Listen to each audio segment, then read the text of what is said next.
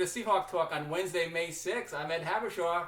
I've got a full lineup of guests. A lot of it came together at the last second, so I'll show that to you right now. Put up the overlay and switch to my FaceTime camera so I can be looking straight ahead. We start off with Rob McGinnis, our head coach for men's and women's cross country. Then from field hockey, Eliza Timms and Casey Phoebus. Following those pair of field hockey players, Olivia Picard will step in for women's soccer. And then we have alumni from our men's soccer program. They've been looking forward to this since last week when they were all in the chat room for men's soccer. Evan Lasky, Richie Lester, Carmelo Saya, and Connor Woods, all from the class of 2019. And one of our classiest guests is ready to join us right now. He is Rob McGinnis. Say hello, Rob McGinnis. Good afternoon, Ed. Thanks for having me. Good to have you. Always love seeing you in your home office. Yes.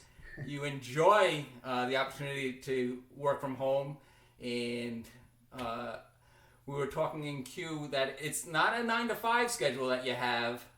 No, not always. And as you well know, when I'm in Newport, oftentimes I'm working my office job there as well, and so I'm a pretty experienced telecommuter. But I'm working as much now as I ever have, and I'm fortunate and grateful that my bosses recognize that, and at least there's no misperception about how much is getting done. I'm nice and productive here in the home office and in the friendly confines of all of my music room here. So this is a nice accommodation for getting my work done. Love the music memorabilia as well, hanging on the walls, and you got great equipment there. Rob, you are also training with one of our most recent guests. Last evening we were able to be joined by members of our track and field team. You work with the distance runners in that program. I do. We had Katie Simonello, who was a thrower, and we had, why am I drawing a blank? Maddie Stanley, who is a sprinter and a jumper, and joins the relay teams as well. And we had Olivia Owen, who is a renowned distance runner. She is. Liv is amazing and has been my training partner for the better part of the last 4 years. She was, I think the greatest thing about Liv is how far she has exceeded anyone's expectations for what she would do in college. And when she joined the team, she was recruited in high school, came in, had a role in the top 7 early on, but gradually worked her way up and earned a spot as one of the top runners on the team, and has picked up all manner of accolades, multiple times all conference in cross country and track and field. One of our 2 all New England honorees at 10,000 meters in program history. Liv's had such a great career, and I'm sure that if the spring season had gone on as planned, we would have had one more appearance up at MIT for 10,000 meters, and I'm sure she would have been in the running for another all New England spot because her training has gone that well. And we're still training for something, even without the spring season as it's been, as it was written. Our race has not yet been canceled, and we're preparing for an ultra marathon, and it's in July in Bennington, Vermont. And we're holding out hope that maybe things will be okay by then and we'll be able to run the race. It's held on a track up at Mount Anthony Union High School, so lots and lots of laps. And the races are for time. So there's a 6-hour race, 12-hour race, and a 24-hour race. And Liv and I will be in the 6-hour race. We'll be making our respective debuts at the ultra marathon. I've run 10 full marathons myself. I've never run anything longer than a full marathon. And we're estimating that this race could see us putting in upward of 40 miles over the course of the 6 hours on the track. And so we've been trading heart rate charts all through the spring because there wasn't a season, and right now I'm continuing to write her workouts. She's graduating, so I can continue to coach her. There's no eligibility issue there. But right now we're building up on our long run progression. I was at 16 and 10 over the weekend because you do a lot of back-to-back runs when you prepare for ultras. And we'll go all the way up into the mid-20s on our long runs. And I'm writing out at least one good workout for the middle of the week. Today is workout day, so after this and after I wrap up with work, I'll have to go out to the roads and do my workout, and I'll send Liv my heart rate training chart, and she'll send me hers, and we'll see how each other are doing, and we'll keep training until they tell us not to. But that's how it's going so far. So training for an ultra marathon, which just putting the word ultra before marathon scares the heck out of me. A marathon scares the heck out of me.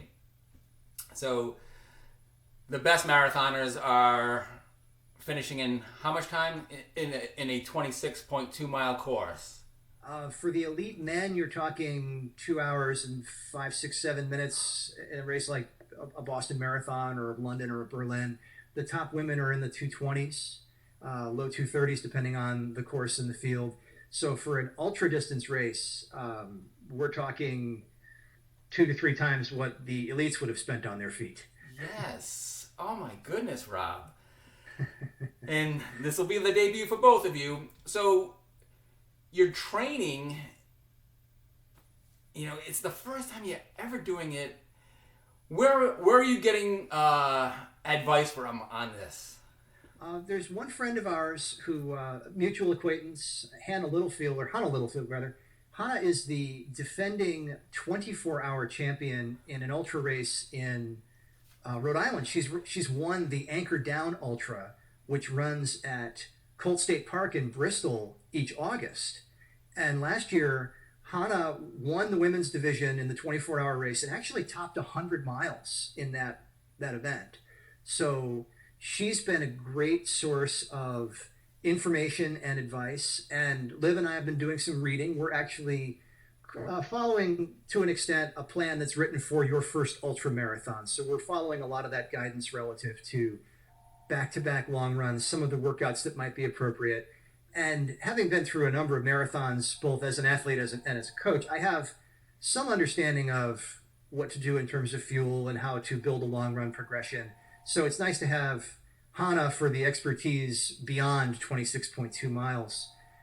So right now it's really a matter of making sure we've done enough work that we'll be able to handle that much time on our feet, and then sorting out some of the specifics around fueling, what's in the water bottles at the aid stations and what we will consume as that race goes on. Because with ultras, you'll go to the aid station and it won't be all necessarily Gatorade and chews or gels. It'll be things like cookies and candy because you need quick sugar. Yeah. So the aid table actually looks like junk food sometimes. Ooh. You had me at that.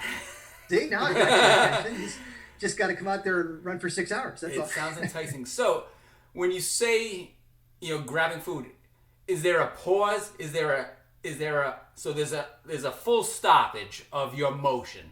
There can be, and okay. Especially in these races, if you need to take a stop to go use the facilities or to change an article of clothing, you can take time off. Okay. You step off at a certain point. I mean, this being a track race, I think there's one entrance that's designated as the one where we would step out, and then you re-enter the course at the same point. The clock continues to run, so if you've gone to change your shoes or get a different shirt or something, okay, that's time that you're not logging toward your distance, but it's rare to see anybody not make a stop. I don't know that that's all that advisable. So we're accounting for timeouts. Now, tennis players on the professional level get timeouts and bathroom breaks, and the clock stops in the match recording, and then the clock starts for how long is this bathroom break going to be or this medical break going to be. Mm-hmm. But will you run or sprint to your bathroom break to minimize the time?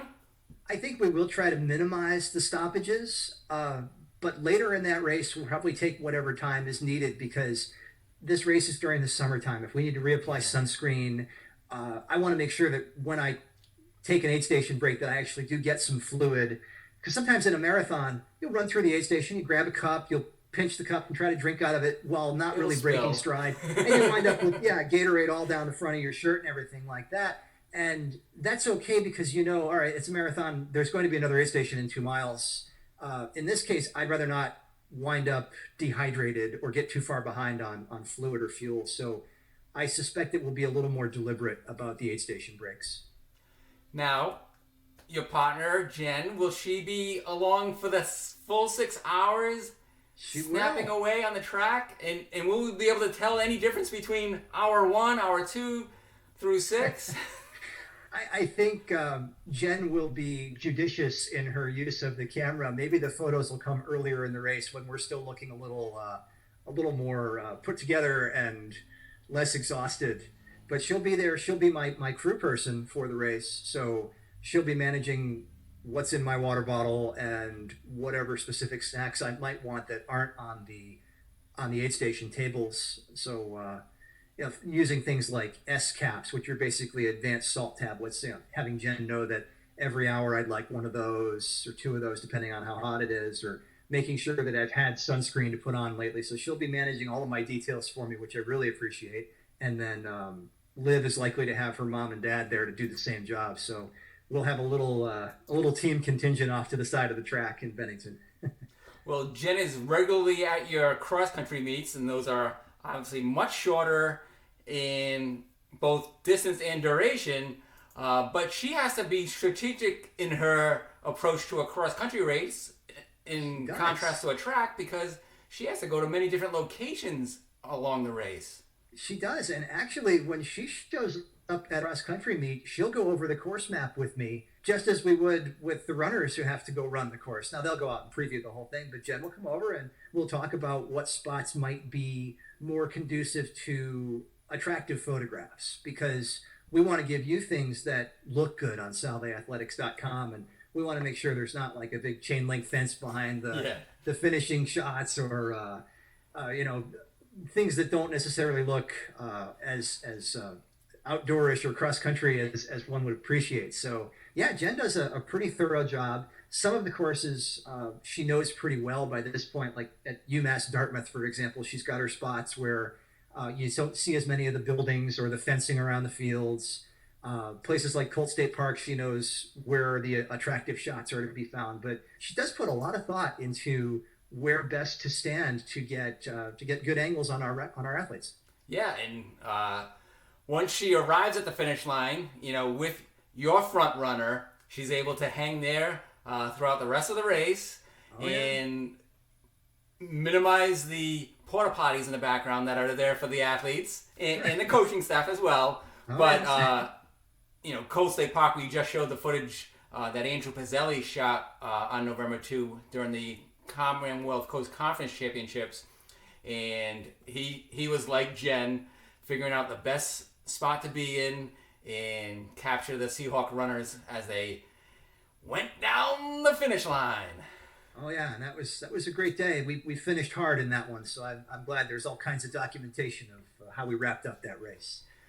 Well, thank you for your explanation and scary insight into ultra marathoning. I wish you well and Olivia well in that as well. Not to be redundant on the wells, but we are going to be cheering for you, and I hope it happens. I hope it's not going to get canceled. I hope so too. The race organizers have told us they'll make a decision on June 11th, which is a month beforehand. So with any luck, things continue to improve, and this race still happens. But we have to wait and see and do what's best in terms of all the guidance with the government and what's going on with the pandemic. So we will adapt if we're told not to be on the track. And then you can perhaps practice your social distancing on the track. That's right. Well, thanks, Rob. We'll look forward to talking to you next week. All right, Ed. Thanks for having me. We'll talk again next Wednesday. Sounds good. Good afternoon. Take care. Thanks, Ed. I clicked mute. That's Rob McGinnis, head coach for men's and women's cross country for South Virginia. Also, he coaches our distance runners on track and field, and what a wonderful job he does there, as well as Jen McGinnis with photography for both sports. And Rob is nonstop photography during our winter seasons and sometimes in our fall and sometimes in our spring. It's amazing. So we'll be joined by members of our field hockey team after this short break. Stay with us.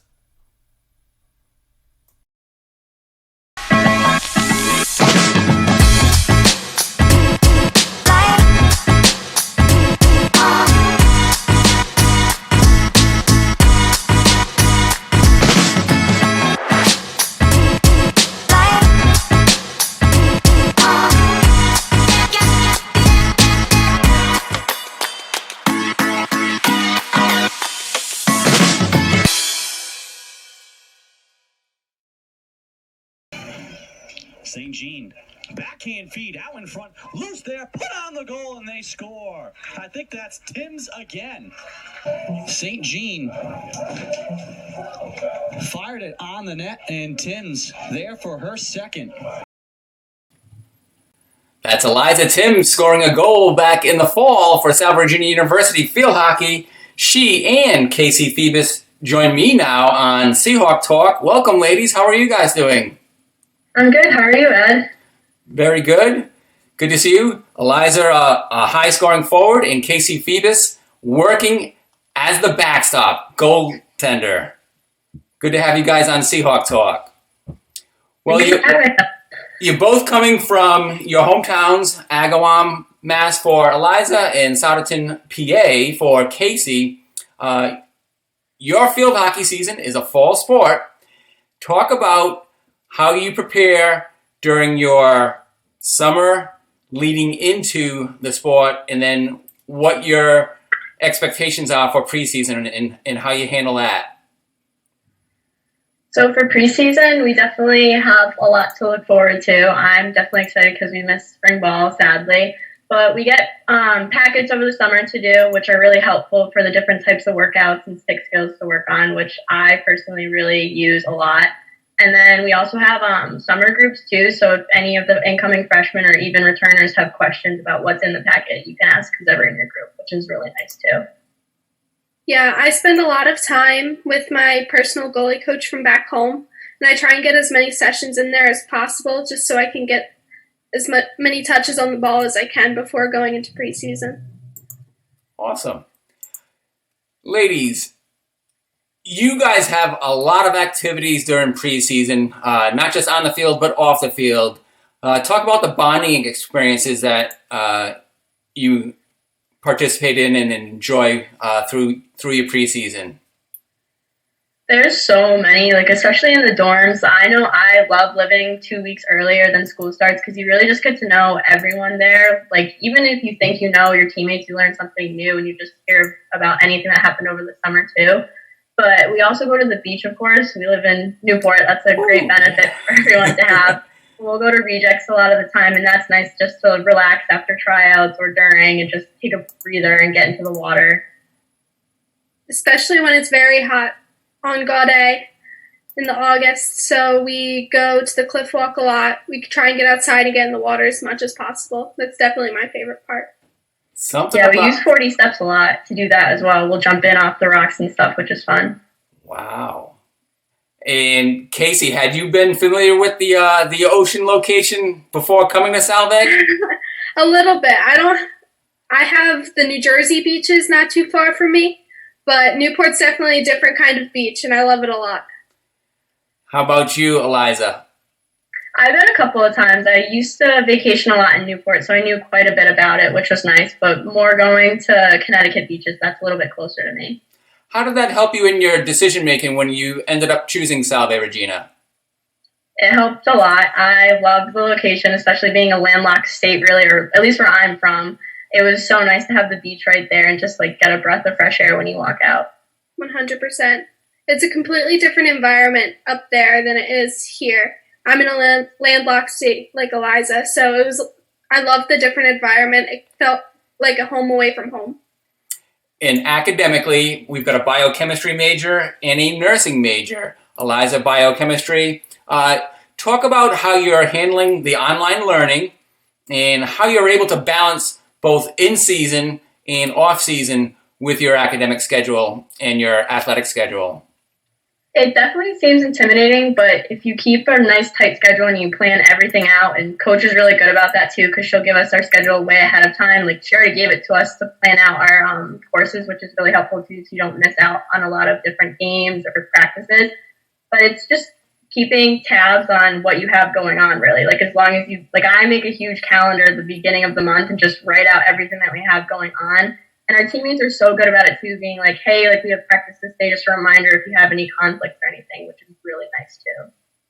I'm a huge fan of prioritizing and lists. So I have gigantic Post-it notes in my dorm room, and I write down every single thing that I need to do during the week, and I check it off and prioritize as I go. And like Eliza, I have a huge calendar that I do at the beginning of every month, and I put it on my wall just so I know what's going on every day. What words of encouragement would you like to share with your teammates that are going to be returning in the fall and also your incoming newcomers for the freshman class? I would say I can't wait to be back with my second family. I definitely miss them a lot this spring season, but I know we've all kept in contact really well, like through coaches' Zooms. We all text each other every day, like through Snapchat, Instagram, everything. But for the incoming, like I can't wait for you guys to be a part of our family. Like we are such a big family. We do just about everything together, from having some classes together to eating together and having library dates, which I always look forward to. In addition to that, I would say really take advantage of the time we have now. I know we are not at spring ball like we all wish we were, but we can really use this time to focus on our schoolwork and focus on different aspects of our life that we wouldn't normally be able to when we were at school. And we can take advantage of this time to really prepare us and be a lot better this coming fall. Well, that's excellent advice from Casey Phoebus, now entering her second season. So you can say goodbye to the freshman year. And Eliza Timms, now entering her third season. Thank you, ladies, for joining us on Seahawk Talk. Thank you, Ed. Thanks, Ed. That's Eliza Timms and Casey Phoebus from Agawam and Sauterton, respectively. I'm Ed Habishar. We'll be back with Olivia Picard of our women's soccer team after a short break. Stay with us.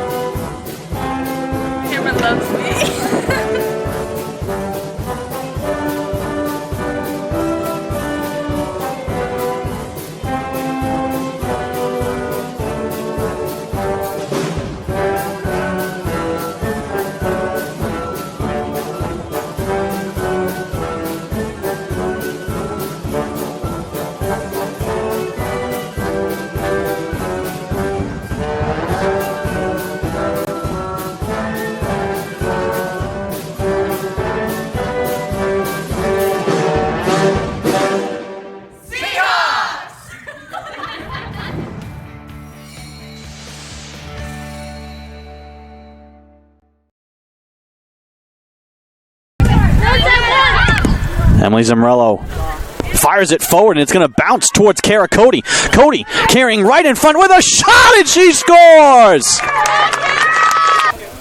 Kick sails over midfield. Bentz waiting right for it. Gets it to McLaughlin. Now in stride for Kara Cody.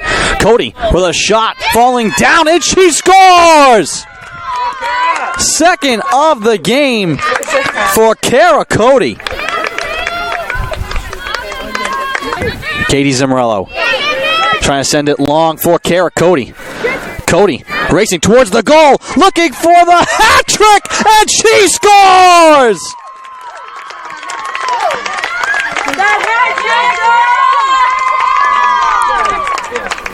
Kara Cody.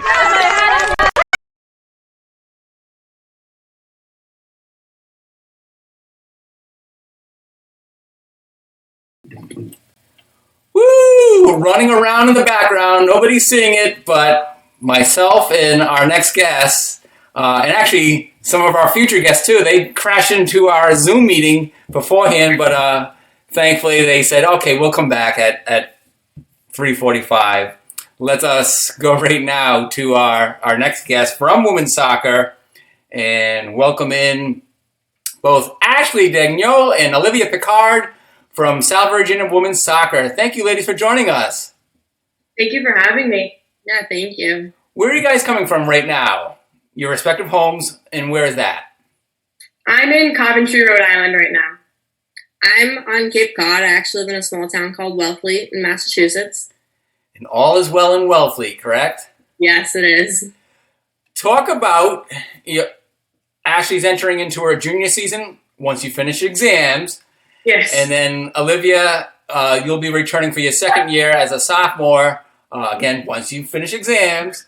Talk about your first year experience as a Seahawk and your second year experience as a Seahawk, both Ashley and Olivia. So my second year as a Seahawk was really interesting. I was finally excited to be a sophomore. It's a little bit different than being a freshman. I got a little bit more experience out on the field as a center mid, which was really fun. I have a great time just being out in the field, and even if I'm on the bench, I really love to just cheer on my teammates, and I just want what's best for us. So whatever I can contribute to the team is what I'm going to do. And I think we had a good season. We had some ups and downs, but as a team, we're a family, and we got through all of it, and I couldn't be more grateful to have the experience. So hopefully we get to do it in the fall so we can get another chance to be out there for my junior season, but I'm just excited for what the future is for our team. So excellent. So being a freshman, I had to learn a lot of new things. Like, I was just coming onto the team, a brand new team for me. So everyone was really nice, really welcoming, and really helped me through the whole process. I actually got to play next to Ashley a good amount because we were both center mids. It was a lot of fun meeting the team. Like I said, they were very welcoming. And yeah, we had our ups and downs. I mean, we had some really good games and we had some not so good games, but it was just a lot of fun, and I loved the team so much. Yeah. Well, you had an opportunity to play at both Topa Field and at Reynolds Field. Tell me your favorite spot to play, grass or turf? I have a lot of different opinions than a lot of the team. I actually like Reynolds better. I'm just a fan of grass more than on turf. I also like that we're just playing at our campus when we're at Reynolds, so we get a lot of support from our students and our classmates when they can get a chance to be there. And I know it's a small field, but sometimes that plays to our advantage, as we say, home field advantage sometimes. So I like Reynolds a little bit better than Topa, and I think we actually have more success on Reynolds than at Topa.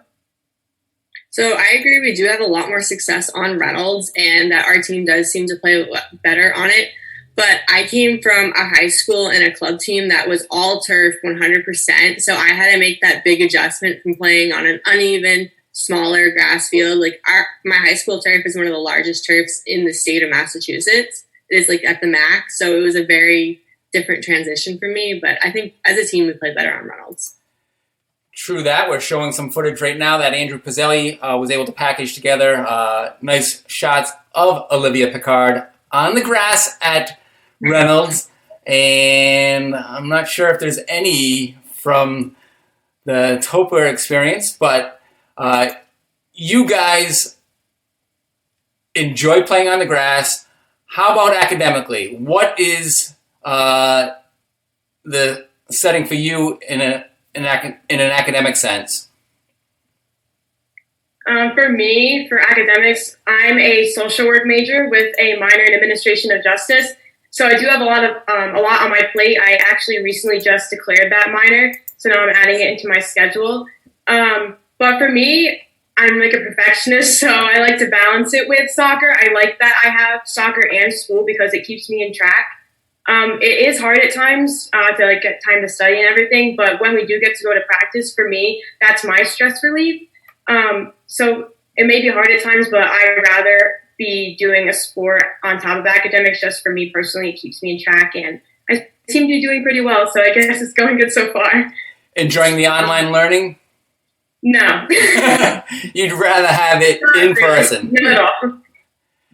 As a freshman, I think having soccer made me be better at time management because I only could do work between these certain times. And so it made me work on my time management skills. And I think I'm a marketing major, so I didn't have a huge course load, but I think that I definitely worked on that time management skills.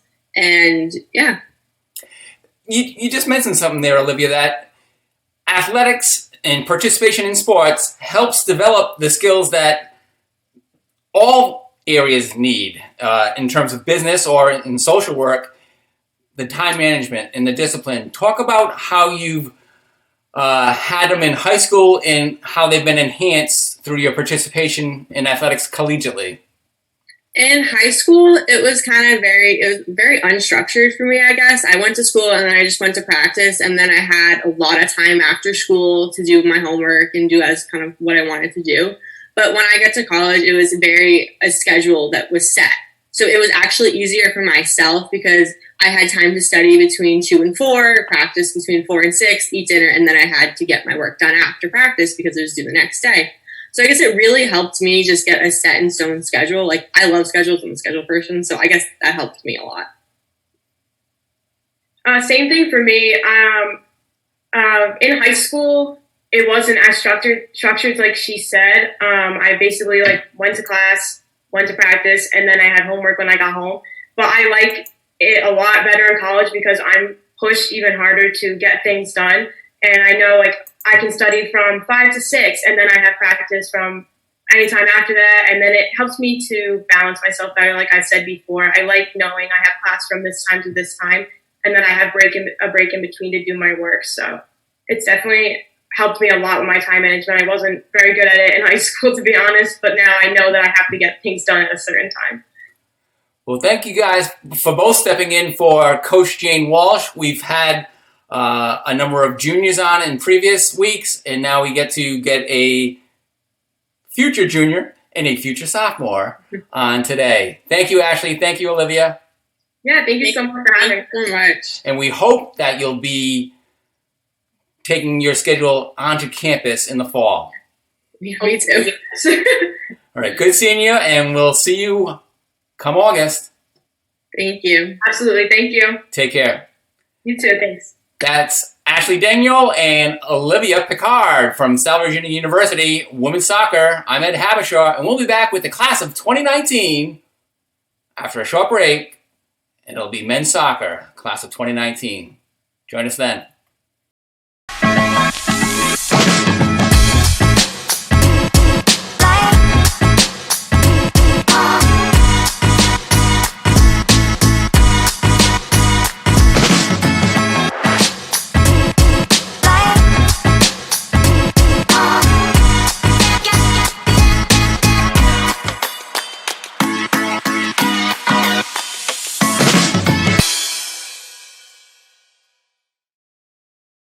McDonald leaves it for Woods again, trying to sprint down the middle, trying to get it back to Woods, stumbling down the left side.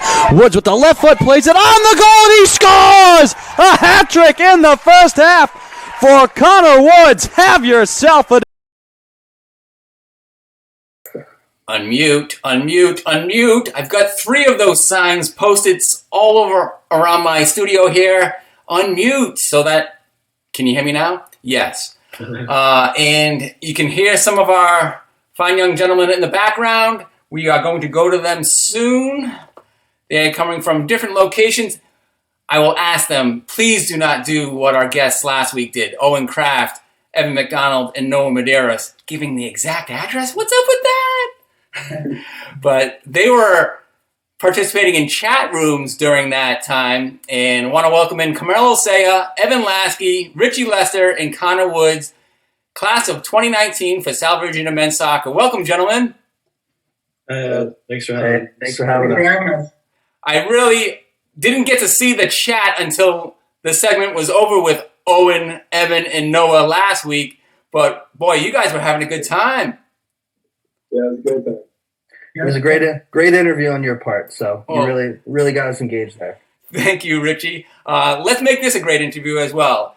Tell me what you guys have been up to. Just quarantining, staying safe, isolating. I'm still in school, so I know Connor and Evan are too.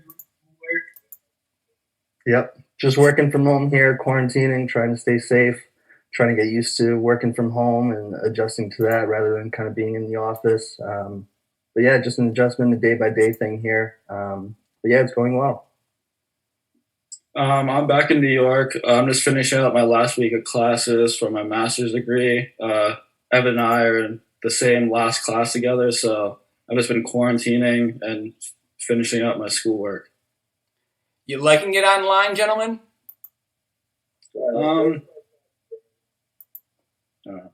Most of our classes were online for the degree program, so it wasn't really too much of a transition for us. But yeah, it's not bad. Mine was definitely a big switch. I'm all lectures and lecturals, so going online, a lot more self-learning. But it's not too bad. You can adjust. Going to show some packages that Andrew Pizzelli put together photo-wise. Evan Lasky's up there now. Gentlemen, your senior season was pretty awesome in terms of regular season producing an undefeated mark. And we got to see Connor Woods go on last year as an assistant coach for the team that captured the championship. And as a group, you guys are so supportive of your former teammates and the current group that's in there now. What goes into that love that you have for your fellow soccer players? I'll start. I think we all just love the game, love obviously the school, and everyone we played with. Really, we really had like a great experience playing soccer at Salve, and we've all stayed pretty close. Even like the older guys that then moving into like the real world, but we've always stayed in touch, and I just want to see the program and just see the program succeed. Yeah, like Connor said, I think it's a love for the sport, and it's also just the time that you spend together. Some of the previous guests were kind of talking about alluding to preseason, kind of, spending 2 weeks together, leading up to kind of school even being in session, practices, games, traveling on top of that. You spend a lot of time with the guys. You get to really know each other well, and just a lifelong connection that I don't think we'll ever lose now. Yeah, I agree. Yeah, we spent a lot of time together. A lot of time together. So. Yeah, I mean, it's still a good time, but we're all competitors at nature, so even when we're young, today, Coach O'Rourke said that the alumni game week set in stone, so, anytime we can go up there and talk a little trash to the guys playing currently, we know we're going to see them at least once a year to try to prove that we're better. The alumni will, can still base it up and teach them 2 lessons. Yeah, Carmelo just mentioned the email that went out today. I was on the receiving end of that as well from head coach Craig O'Rourke, who we're seeing from last year's alumni game.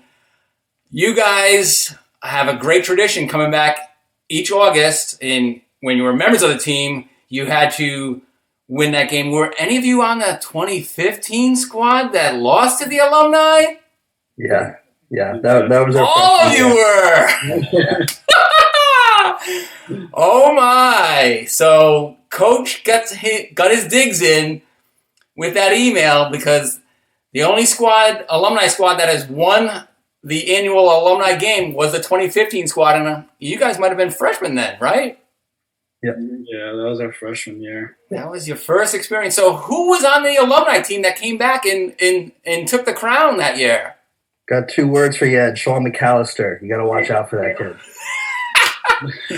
All right, I got to check out the chat room right now while we're talking. Oh, man, I see it blowing up. I like the bike is, but I assure you like the bike. I do not smell. I am clean. I just showered this morning.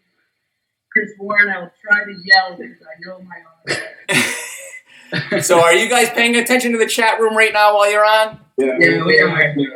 All right. Well, is Coach O'Rourke involved in that? Oh, no. Not that I see yet. He's probably cringing right now. The love that we've talked about, I am so impressed with Coach O'Rourke in how he runs his program. He welcomes back alumni such as Connor and Travis and others before them as assistant coaches. You guys have a love for the game. You want to get involved in the game, stay involved in the game. And he helps you find that avenue to stay involved, whether as a coach or continuing on in your playing area. And you come back for that alumni game, and it's so spectacular. He's going to be reaching out now to gentlemen that preceded his coaching days. So getting guys that are perhaps even older than me coming back for an alumni game. Will the current team be able to stand up to that? I'm going to say if you add that kind of caliber of player in there too, I don't think they stand a chance. We're also getting nice additions of Evan McDonald, Noah Medeiros, Owen Kraft this year too for the alumni team. So I think we're really going to put up a good test in August. Don't forget about Lasky. Yeah, I'm back. Right. Lasky as well. Coming off takes a while to recover from the Achilles injury. So. And Dana Sundell, he'll be in that group as well. Just making my point for me, Ed. It's going to be a strong team in August. I know. Well, it's the defending Commonwealth Coast Conference champions. Last year's team of alumni helped prep this year's team to go on to a championship. You guys, we look forward to seeing you on our campus in August. Tell me, is there any special strategy that you're going to employ? And I promise I won't let the current group know about it. I know Navy got weak hands. He follows everything.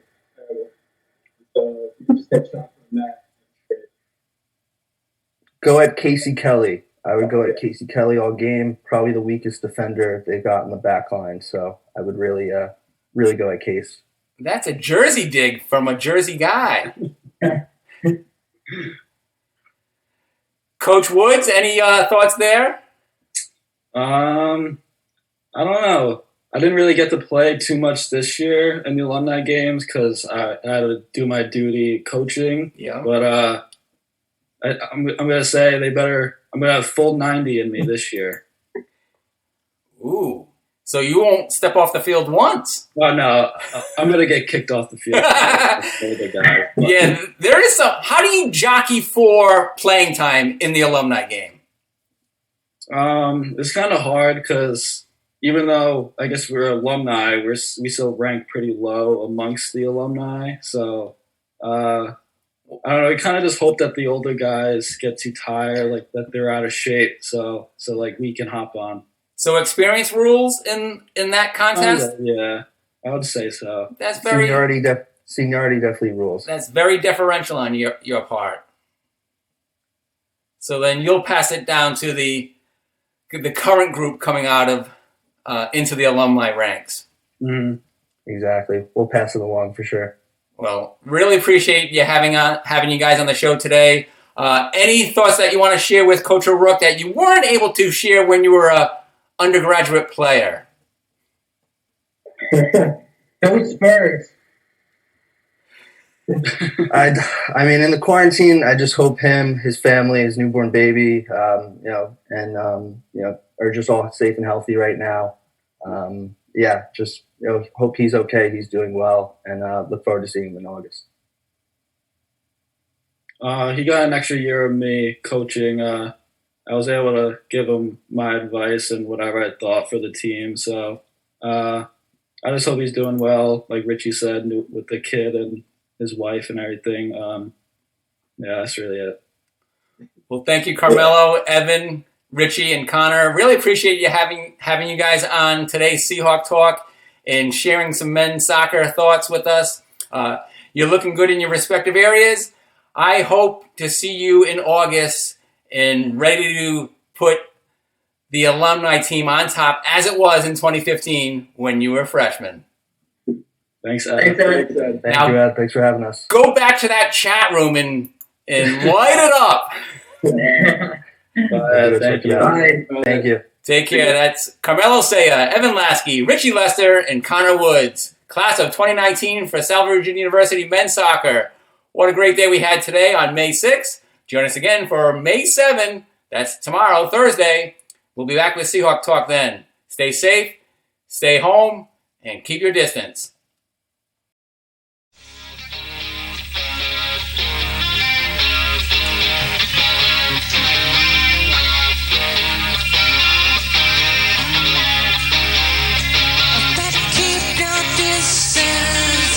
Better keep your vanity.